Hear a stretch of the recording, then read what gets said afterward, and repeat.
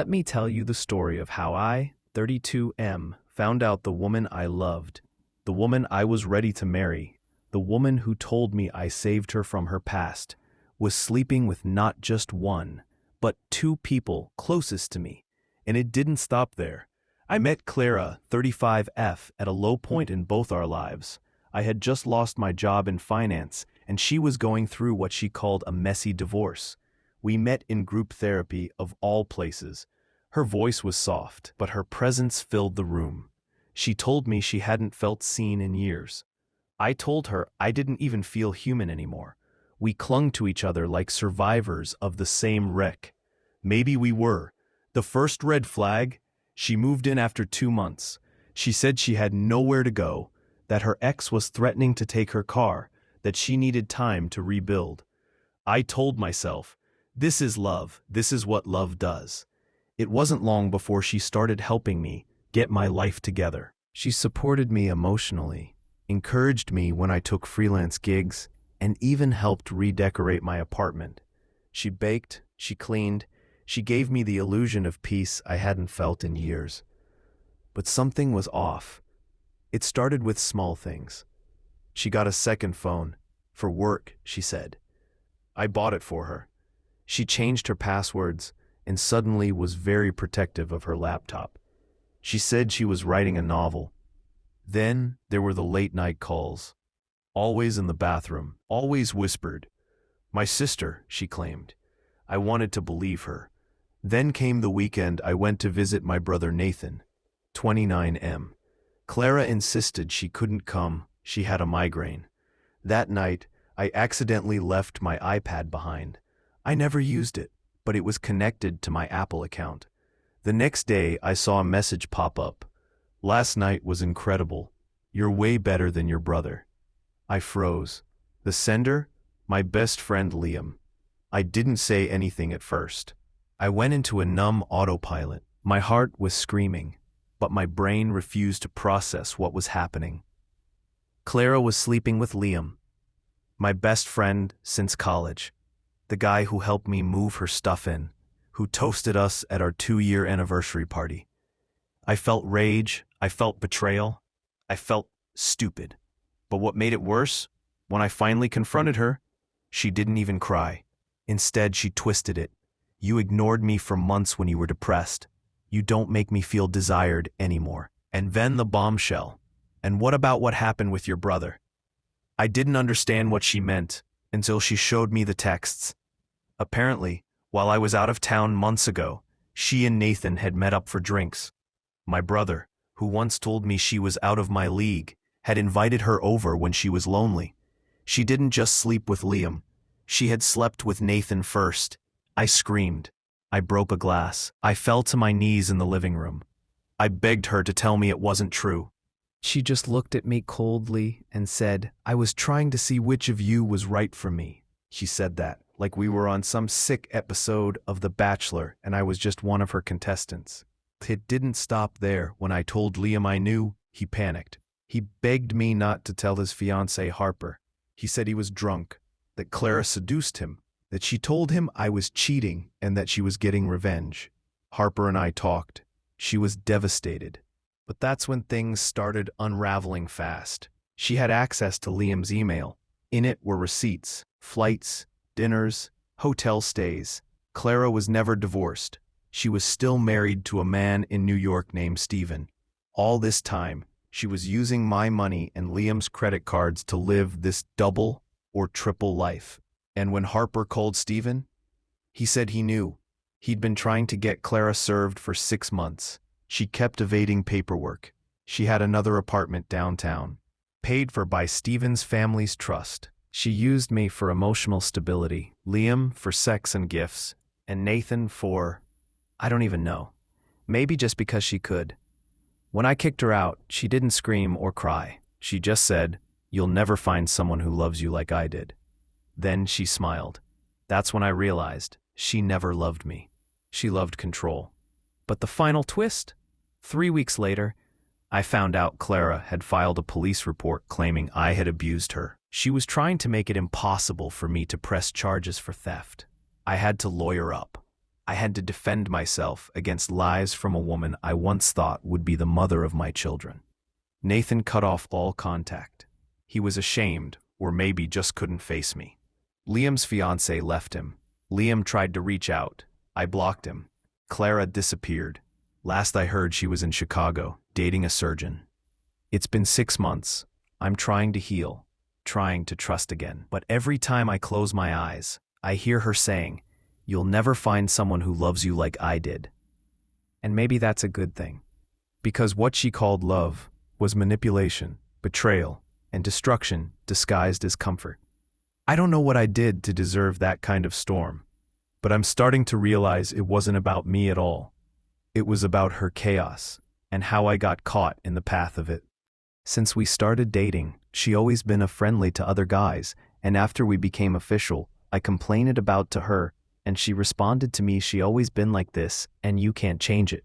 While I was walking around the campus, I saw her holding his boy best friend waist, and I just ignored it and didn't give a fuck about it. Maybe I was just insecure, and since that day, we always argue about him. And to the point, I asked her, "Which would you choose, me or him?" And she just broke up with me and chose them. And since I was very in love and dumb, I fucking begged to her, LOL. And they were still hanging out with his BBF, and I was pretty much gaslighting to myself. Maybe there's nothing between them. Well, at some point, all of a sudden, his BBF sleep at my GF for 2 weeks, and I complained it to her mother. And she just ignored me, and I began to question. I decided to confront his BBF, and we end up fighting. And because of that, my GF broke up, and instead of defending me, she defended him. I apologized to her, and we decided to fix everything. And she finally let go and distanced herself to that guy, and now everything was normal. No more arguments, and all of a sudden one of my friend decided to confess that my GF has been still secretly hanging out with his BBF, and I broke down in tears and anger in front of everyone, and dumped her in front of everyone too, and shouted at her. And I decided to open her brother act, and I saw a message saying, "This is GF. Please come home, I miss you." And I didn't give up easily. I decided to take revenge, but I don't want to talk about it, because of it her BBF no longer go to school. After that, we actually came back together again, and she made a new act and told me, "Don't open, it's my privacy." And I respected her decision. But many weeks I decided to open it, and saw chatting with other guy, and I broke down again in her house, and slammed my head to the wall so hard. I did everything for her, and what's worst, she blamed me, because I was a type of a guy who gets jealous every time, and always overthink. Yeah, I am too young, but I don't know why I deserve this at this very young age, 16.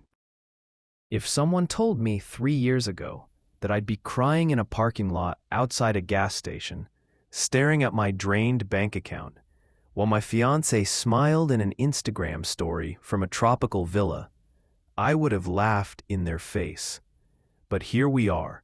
I, 30M, had been with Samantha, 29F, for 5 years. We met in college. She was sarcastic, whip-smart, tattooed like a dream, and had this fire in her that made you believe she could burn the world down if she wanted. She wasn't like anyone else, and maybe that should have been my first warning. The first 3 years were incredible. Passion, chemistry, long drives at midnight just to get milkshakes.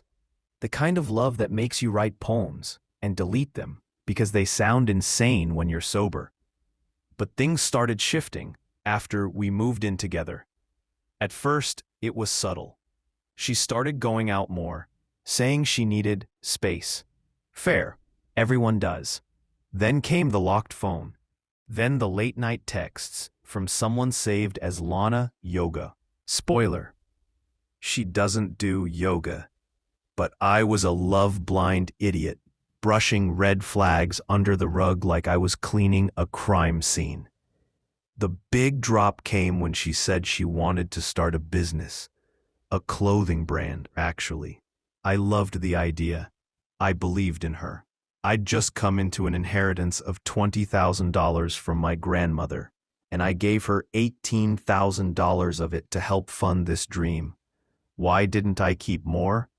Because I thought we were building a future. Together, she used $6,000 for samples, a pop-up shop, and branding. The rest? She said it was being held in a separate account for launch events and marketing. Turns out, that account was co-managed by her best friend, Jamie. Let me tell you about Jamie. Jamie, 31M, was in her life long before me. He was always just a friend, the type she'd defend with war-level ferocity. If I even hinted at being uncomfortable with him, I was jealous, controlling, or insecure. He lived in another city until last year when he moved back for work. Samantha was excited, too excited. Then started the sleepovers, the work weekends. You're overthinking it every time I saw something suspicious. I hated it, but again, I loved her. Fast forward to Easter Sunday. I finally sat her down, tired of second-guessing everything. I told her, calmly, that I felt pushed out, that Jamie wasn't just a friend anymore, and I knew something was off. She got defensive, at first, but then, something broke. She started crying, hard, and admitted they had slept together. Once, during a fight between us last summer. I was stunned, not because I didn't expect it, but because she admitted it. I actually appreciated the honesty, until I realized it wasn't the whole truth. I had my $18,000, went into their brand, under their names. They were planning to tell me, eventually. I asked her if she ever loved me. She said yes. But not the way she loved him. That night, I packed a single duffel bag and left. I stayed with a friend, unable to breathe, think, or function. Every second felt like drowning in acid. The betrayal wasn't just emotional. It was financial, personal, spiritual. Everything. But the worst part? A week later, I saw her Instagram story. She was on a yacht, with Jamie, drinking champagne, wearing the necklace I bought her for her birthday last year. I couldn't believe it. I spent the next 3 weeks spiraling. I drank. I stopped eating.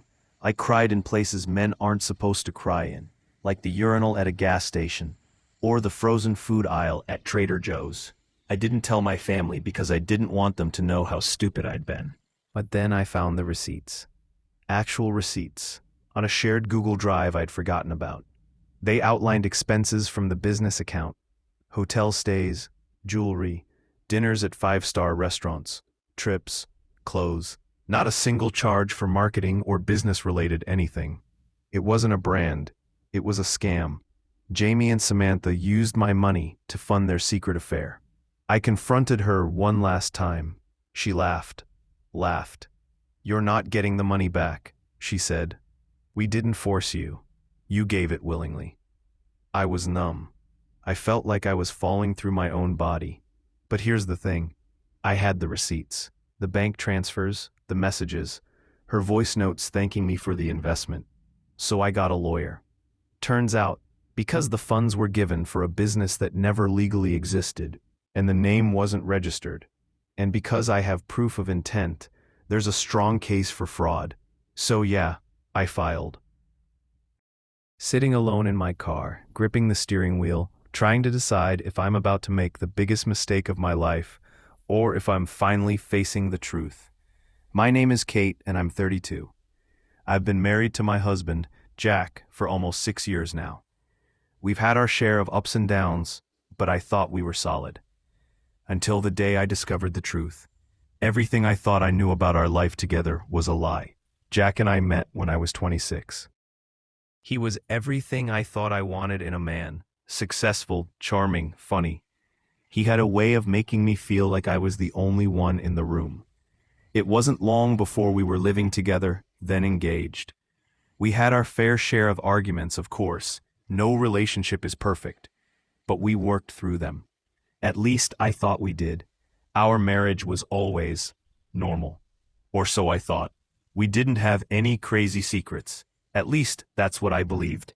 The first time I caught a glimpse of something being off was about a year ago, just after we'd celebrated our 5th wedding anniversary. Jack started acting distant. He'd come home from work late, and when I asked what he'd been doing, he'd tell me he was just tired or had a lot on his plate. He was more irritable, too. Little things started to bother him. Things that never used to. He'd get frustrated over nothing, then retreat into his office. When I tried to initiate intimacy, he'd always make excuses. I chalked it up to stress from his job. But in the back of my mind, something didn't sit right. It wasn't until I found the receipts in the junk drawer that my entire world came crashing down. I'd been sorting through some papers one night when I noticed a few pieces of paper that looked out of place, small, crumpled receipts from a coffee shop and a hotel. At first, I thought nothing of it. Jack was always running errands, grabbing coffee here and there. But then I saw one receipt that didn't add up. It was from a boutique hotel about 30 minutes away from our house. It was dated just 2 days before our anniversary. My heart dropped. Why would Jack stay at a hotel without telling me? Why would he need to hide it? I tried to ignore it, but the nagging thought wouldn't leave my mind. I confronted Jack that night. He brushed it off, saying he was just tired of our usual routine and wanted a little getaway to clear his head. I wanted to believe him, I really did, but deep down, I knew something was off. I didn't press the issue, not at first, but I couldn't shake the feeling that I was missing something. Weeks went by. I tried to push it out of my mind, but then the signs started stacking up.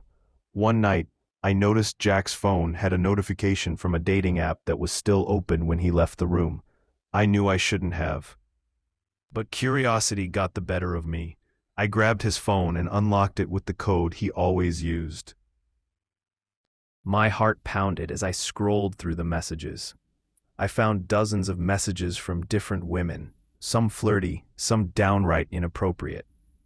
But what hurt the most was the realization that he'd been talking to one woman in particular for weeks. She wasn't just some random fling. No, she was different. Her name was Emily, and the things they'd said to each other made my stomach turn. I've been thinking about you all day. I can't stop imagining what it would be like to be with you again. I miss the way you feel. You make me forget everything, even her. I can't wait for the next time we can be together. I'm not just thinking about sex, you know. I want more. I need more. It wasn't just emotional cheating. It was something deeper, something more dangerous. Jack was emotionally invested in her. They had plans to meet again. Plans that didn't include me. I confronted him the next day. He denied everything at first, of course, but when I showed him the messages, his face drained of color. He admitted to everything. He told me he hadn't meant for it to happen, that he was just lonely. He swore up and down that it was a one-time mistake, that he loved me and would never let anything come between us. But there was something in his eyes that told me otherwise. I don't know what it was, but it was enough to make me question everything. He said he'd end things with Emily, that he'd block her and never contact her again. And to his credit, he did. But the damage had already been done. I couldn't look at him the same way. The trust was shattered, and that was only the beginning. The emotional betrayal was bad enough, but it didn't stop there. A month after our confrontation, I found out that Jack had been spending money on Emily, money that we didn't have. He'd transferred hundreds of dollars to her account, paying for her expenses and sending her lavish gifts. He justified it by saying he was just helping her out, that she was going through a tough time. But I couldn't ignore the fact that he was willing to put her needs above ours, above our marriage. I was furious. I confronted him once again, and this time, he didn't try to deny it. He said he didn't know what had come over him, that he felt guilty for what he'd done, and thought he could buy her forgiveness. But all I could think about was how much money we had lost, how much of our future he had squandered for a woman who wasn't even a part of our lives. It wasn't just the money. It was everything. The lies, the manipulation, the betrayal. And then, just when I thought I couldn't be hurt anymore, I found out the final piece of the puzzle. I had decided to go through our finances. I needed to know how deep this rabbit hole went. What I discovered was nothing short of devastating. Jack had been siphoning money from our joint account for months, making secret withdrawals that I hadn't noticed until it was too late. He had been using that money to fund his secret relationship with Emily, paying for her trips, her shopping sprees, her rent. He didn't just emotionally cheat. He didn't just lie to me. He stole from me. He stole from us. He betrayed me in the worst possible way. And now I was left to pick up the pieces of a broken life I didn't even recognize anymore. The worst part, I knew it would never be the same. The trust was gone. The love we once shared was buried beneath a mountain of lies and betrayal. But I had to decide. Could I forgive him? Could I rebuild what was broken? Or was this the end? I was standing at a crossroads, unsure of what to do next. My heart was torn between the love I still felt for him and the anger that boiled inside me. I wasn't sure if I could ever forgive him for what he'd done, but I also knew I couldn't keep living like this. So here I am, left to pick up the shattered pieces of my marriage and figure out what comes next. I'm still haunted by the thought that while I was busy planning our future together, Jack was living in a fantasy with someone else, someone who wasn't me. And now, I have to face the truth. Was this relationship worth saving? Or was it time to walk away?